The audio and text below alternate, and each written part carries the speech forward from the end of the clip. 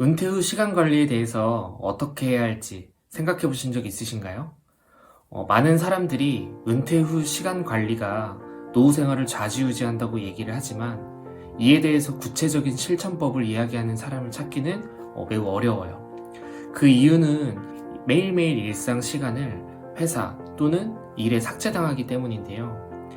평생 일을 중심으로 일상을 보내온 대부분의 사람들이 은퇴 후에 방황을 하게 되는 현실적인 이유예요. 우리는 은퇴 전 어떻게 시간을 내 편으로 끌어올 수 있을지 무조건 이 고민을 꼭 해봐야 되는데요. 이 모든 이야기의 핵심은 내 시간의 주인공은 나라는 사실이기 때문입니다. 이 영상을 다 보신 후에는 꼭 자신의 시간 관리에 대해서 생각하는 시간을 가져보세요. 첫 번째로 말씀드릴 부분은 100세 시대와 남은 내 생애 시간을 한번 생각해 보시는 것입니다.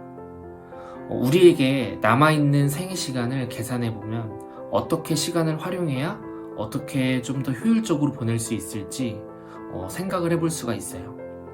하루에 24시간 가운데 먼저 개인 생활에 필수로 필요한 시간을 제외시켜 봅니다. 하루 24시간 가운데 먼저 개인 생활에 필수로 필요한 시간들을 제외시켜 보는 거예요.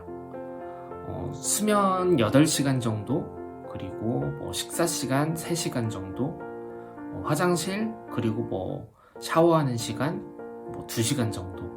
이렇게 해서 하루에 총 13시간을 제외하고 나면 11시간의 여유 시간이 생기는데요.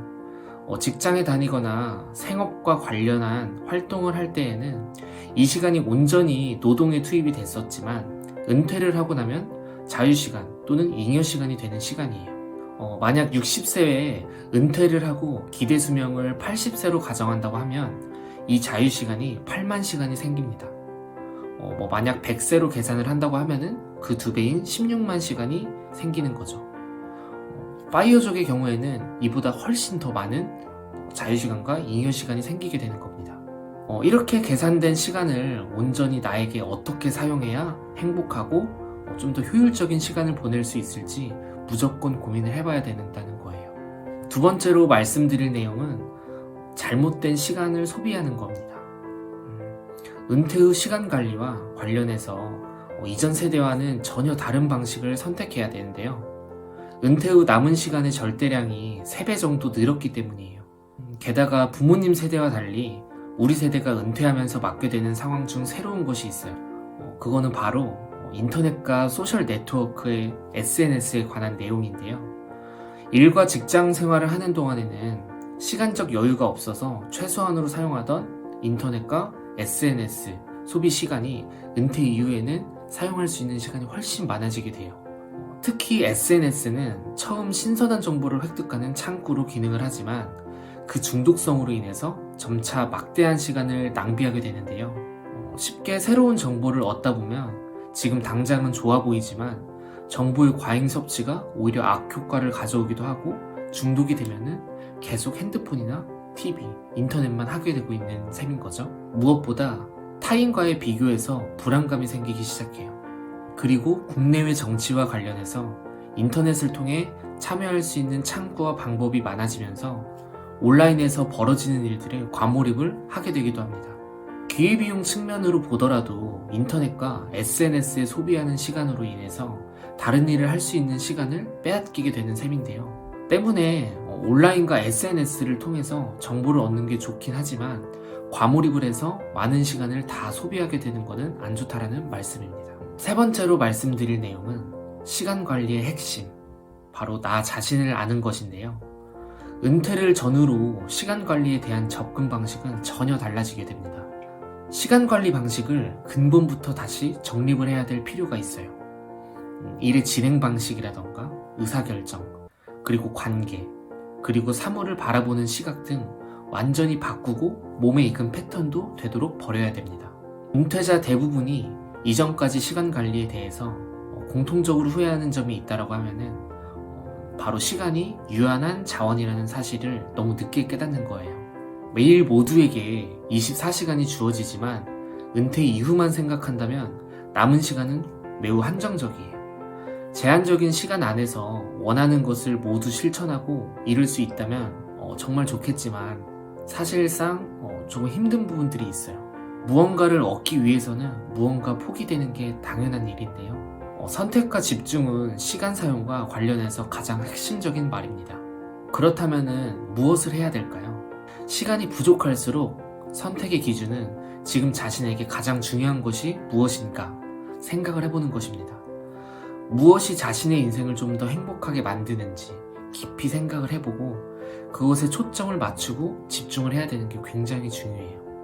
자신의 가치관이나 의도하는 인생 계획에 따라서 시간을 조정해가는 게 되게 중요하다는 말씀이에요. 이렇게 하기 위해서는 먼저 다른 사람에게 휘둘려서는 안 되고 자연스럽게 자신의 시간을 획득하는 것이 굉장히 중요합니다. 남자의 경우 은퇴 이후에 사회적인 관계가 줄어들고 아내에게 의존하는 시간이 많아지면서 시간 사용까지 아내의 스케줄에 맞추는 경우가 생각보다 되게 많습니다. 시간 조정을 위해서는 무엇보다 선행되어야 할 것은 자신의 내면을 탐구하는 일인데요. 내가 누구이고 어떤 일에 재능을 갖고 있고 관심이 있고 나를 행복하게 하는 것이 무엇일까? 이것에 대해서 정확히 알고 있는 게 매우 중요해요. 이런 것에 집중하는 훈련을 어려서부터 받고 자란 경우라면은 은퇴 후 시간 관리뿐만 아니라 자기가 뭘 해야 되는지 정확하게 알고 있는데요. 그렇지만 부모님 세대나 우리 세대에서는 굉장히 드문 일이라고 저는 생각을 해요. 부모님 세대에서는 훨씬 더 드문 일이라고 저는 생각을 하고요. 보통의 경우 사회적 기준에 따라 욕구를 억제하고 나를 희생하면서 가족과 일에 헌신하는 것을 당연하게 여겨온 세대이기 때문이에요. 은퇴 후에 일에서 분리가 되면서 자신을 상실했다고 받아들이기보다는 더 나다운 존재로 거듭날 수 있는 시간과 자유를 얻었다고 생각을 하셔야 되고 실제로도 그렇게 보내실 수 있을 거고 그렇게 보내셔야 됩니다.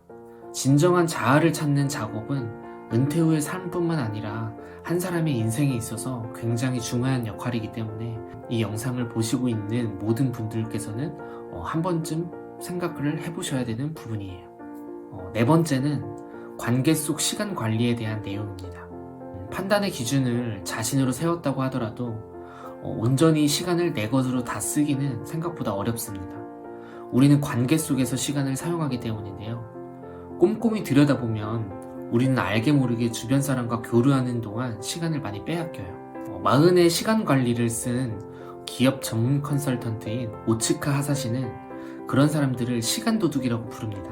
그런 사람들은 무능력하면서 만나는 사람의 시간을 뺏어간다고 해서 그렇게 부르는데요. 이를 막기 위해서는 자신이 어떤 사람과 교류를 하고 있는지 항상 인지하고 있어야 된다고 얘기를 합니다. 사람이란 자신과 비슷한 부류의 사람과 어울리게 된다는 점에서 주변에 무능력한 사람뿐만 있다고 하면은 나 역시 비슷한 수준이라고 생각을 해야 한다는 일침도 잊지 말아야 됩니다. 스스로 매력적이고 유용한 사람이 되어서 그런 사람들을 끌어모으는 것이 최고의 인맥 전략이라는 것입니다. 다섯 번째는 은퇴 후에 변화하는 시간 패턴의 중심이라는 내용입니다. 은퇴를 하고 나면 하루가 일 중심에서 여가 중심으로 패턴이 변화를 하게 될 건데요. 여가는 단순히 TV 보고 노는 게 여가가 아닙니다. 여가 시간을 제대로 활용하지 못하면 남은 생의 귀중한 시간을 다 낭비하게 될 수밖에 없는데요. 일을 했을 때에는 휴일의 여가란 곧 쉼, 휴식을 의미했지만 은퇴 후에는 이전과 비교할 수 없을 만큼의 늘어난 시간과 상대적으로 한정된 소득으로 날마다 일요일을 보내는 셈입니다. 넘치는 시간과 제한된 소득이라는 이 두 가지 자원을 어떻게 효과적으로 계획하고 관리하면서 사용하는가가 인생 후반부의 삶의 질과 가치를 결정하게 될 건데요. 목적이 없는 시간 보내기용 여가 활동은 생각보다 금방 지루해질 거예요. 처음부터 목표를 크게 세울 필요도 없고 예전부터 하고 싶었던 일, 내가 관심이 가던 일, 잘할 수 있을 것 같았던 일부터 생각을 해보고 차근차근 시작하셔도 됩니다. 일회성에 그치지 않고 지속적으로 그것들을 해나갈 동기와 계기를 만드는 게 제일 중요해요. 다음은 여섯 번째, 마지막 내용인데요. 은퇴 후 시간 관리법에 대한 내용이에요.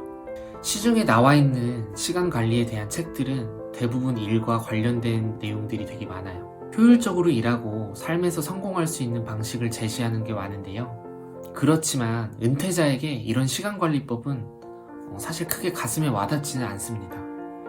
시간에 대한 입장이 모두가 다 다르고 똑같이 유한한 시간이라고 하더라도 개념 자체가 다르기 때문이에요.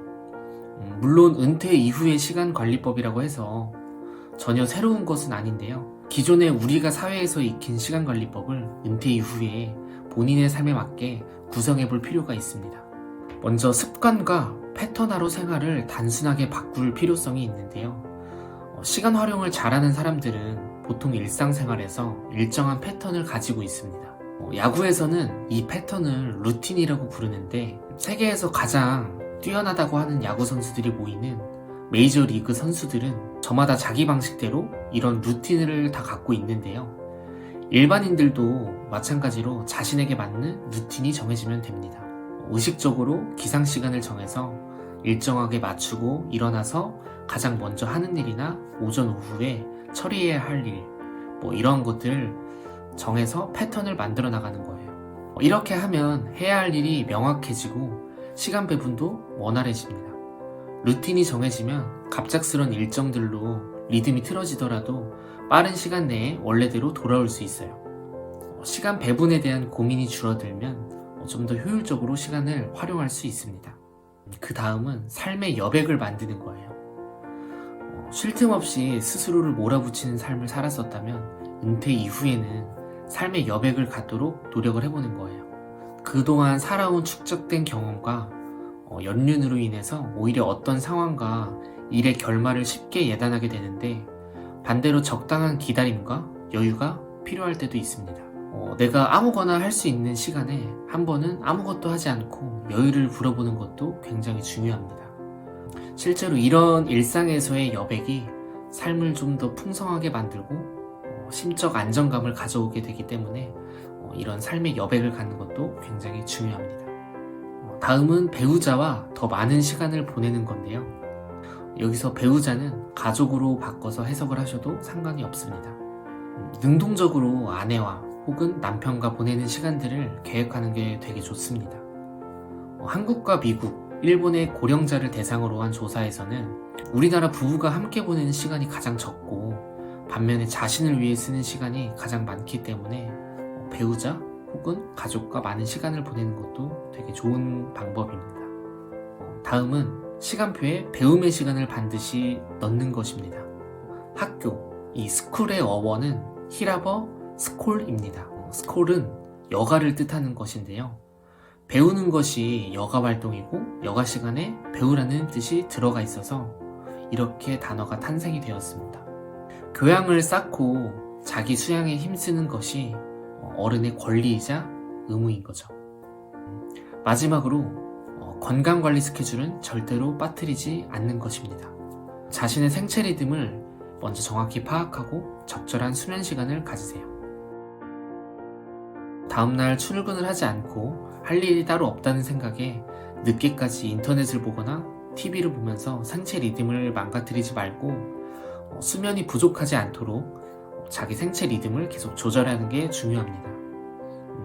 낮에 졸거나 낮잠을 자는 상황이 반복되면 시간 관리에도 계속해서 문제가 생기지만 스스로 나이를 먹었다는 회의감을 갖게 될 수 있기 때문에 건강관리 스케줄을 계속 지켜나가시고 자기 생체 리듬을 조절하는 게 되게 중요합니다. 이렇게 총 6가지의 시간 관리법에 대해서 제가 오늘 말씀드렸는데요. 말씀드린 내용을 그냥 듣고 끝내시지 마시고 꼭 본인이 이 6가지에 대해서 생각을 해보시고 고민을 해보셔서 은퇴 이후에 어떻게 시간 관리를 해야 될지 꼭 한번 계획을 해보시는 게 굉장히 중요합니다. 감사합니다.